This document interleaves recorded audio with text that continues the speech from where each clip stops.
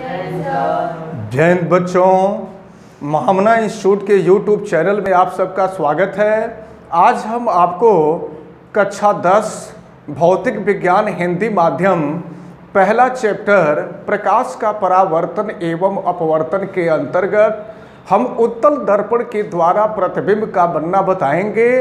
और इस चीज़ को आगे बढ़ने से पहले आप अगर चैनल को सब्सक्राइब नहीं किए हैं तो चैनल को सब्सक्राइब कर लें, वीडियो को लाइक करें, अधिक से अधिक छात्रों तक वीडियो को शेयर करें ताकि अधिक से अधिक स्टूडेंट इसका बेनिफिट ले सकें। बेल आइकन को भी प्रेस करें, आवश्यकता समझ में आने पर कमेंट करें। तो चलिए हम आपको बताने जा रहे हैं उत्तल दर्पण के द्वारा प्रतिबिंब का बनना। हम आपको बता दें कि अवतल दर्पण के द्वारा प्रतिबिंब बनने की 6 स्थितियां थीं, लेकिन यहाँ पर उत्तल दर्पण के द्वारा प्रतिबिंब बनने की केवल 2 स्थितियां होती हैं। अवतल दर्पण के द्वारा शुरू के 5 स्थितियों में आपने देखा था कि प्रतिबिंब जो बनता था वह वास्तविक और उल्टा बनता था तथा प्रतिबिंब दर्पण के सामने बनता था। केवल 6वीं स्थिति में आपने देखा था कि जब वस्तु अवतल दर्पण के ध्रुव और फोकस के बीच में होता था तो उसका प्रतिबिंब अवतल दर्पण के पीछे बनता था, आभासी बनता था और सीधा बनता था। लेकिन यहाँ पर हम देखेंगे उत्तल दर्पण के द्वारा प्रतिबिंब बनने की जो स्थिति देखेंगे, यहाँ पर केवल 2 स्थिति होती है और दोनों स्थितियों में प्रतिबिंब उत्तल दर्पण के पीछे बनता है और ये प्रतिबिंब आभासी एवं सीधा होता है। तो चलिए देखते हैं कि वह 2 स्थितियां कौन कौन होती हैं। तो पहली स्थिति होती है कि जब बिंब उत्तल दर्पण के सामने अनंत पर हो, अनंत का मतलब बहुत ही अधिक दूर हो। तो देखा जाए ये स्थिति क्या होती है। यहाँ पर आप देख रहे हैं उत्तल दर्पण Mn है और ये उत्तल दर्पण का ध्रुव P है और ये है इसका मुख्य अक्ष। जब भी बिंब को अनंत पर दिखाया जाता है तो बिंब को मुख्य अक्ष के ऊपर और नीचे दोनों दिखाया जाता है। बिंब का मतलब वस्तु होता है और जब वस्तु को हम डॉटेड लाइन से दिखाते हैं तो इसका मतलब ही हो जाता है कि यह वस्तु अनंत पर है, बिंब अनंत पर है।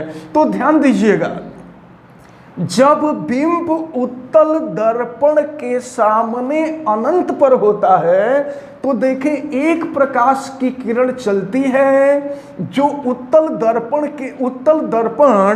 के बिंदु, इस बिंदु को हम D कह दे रहे हैं, उत्तल दर्पण के बिंदु D पर टकराती है और D पर टकराने के बाद प्रकाश का परावर्तन होता है।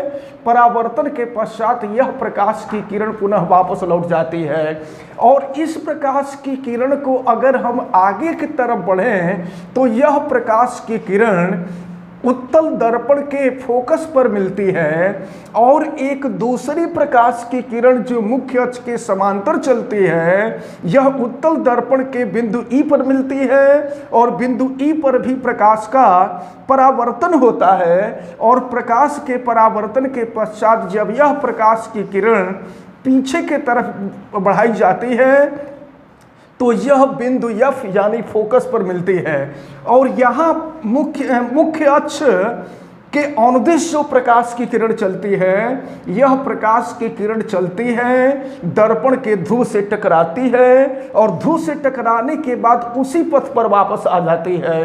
तो ये देखें, ये परावर्तित किरण को, ये परावर्तित किरण, ये दूसरी परावर्तित किरण, ये तो जब इन दोनों परावर्तित किरणों को पीछे की तरफ ले जाते हैं तो ये दोनों परावर्तित किरणें एक दूसरे को बिंदु यह पर इंटरसेक्ट करती है, यह पर काटती हैं।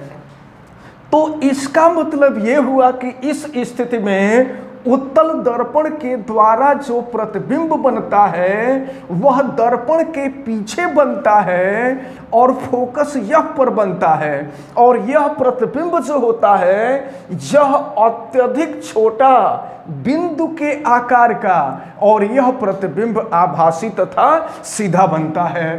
तो पहली स्थिति को आप अच्छी तरह से दिमाग में रखे रहेंगे कि जब बिंब उत्तल दर्पण के सामने अनंत पर रखा गया होता है तो उत्तल दर्पण के द्वारा उस वस्तु का प्रतिबिंब दर्पण के फोकस पर बनता है, दर्पण के पीछे बनता है, और यह प्रतिबिंब अत्यधिक छोटा बिंदु के आकार का आभासी एवं सीधा होता है।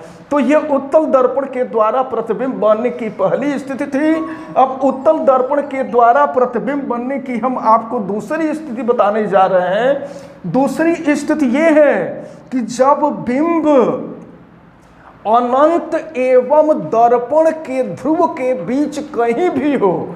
अवतल दर्पण के द्वारा आप प्रतिबिंब बनने की स्थिति जब देख रहे थे तो उसमें अलग अलग स्थिति थी। जब बिंब अनंत पर होता था तो कुछ और होता था, जब प्रतिबिंब सी से परे होता था तो कुछ और स्थिति होती थी, जब प्रतिबिंब सी पर होता था तो कुछ और स्थिति होती थी, जब बिंब सी और पी के बीच में होता था तो कुछ और स्थिति होती थी, बिंब जब यह पर होता था तो कुछ और स्थिति होती थी। तो यहां पर चाहे जितनी भी स्थितियां क्यों न हो, जब बिंब अनंत एवं दर्पण के ध्रुव के बीच में होता है तो क्या होता है ये देखते हैं। ये है उत्तल दर्पण Mn और उत्तल दर्पण का ये ध्रुव है, और ये है मुख्य अक्ष। मुख्य अक्ष पर कोई वस्तु AB रखी गई है, और देखें वस्तु AB से प्रकाश की किरण चल रही है।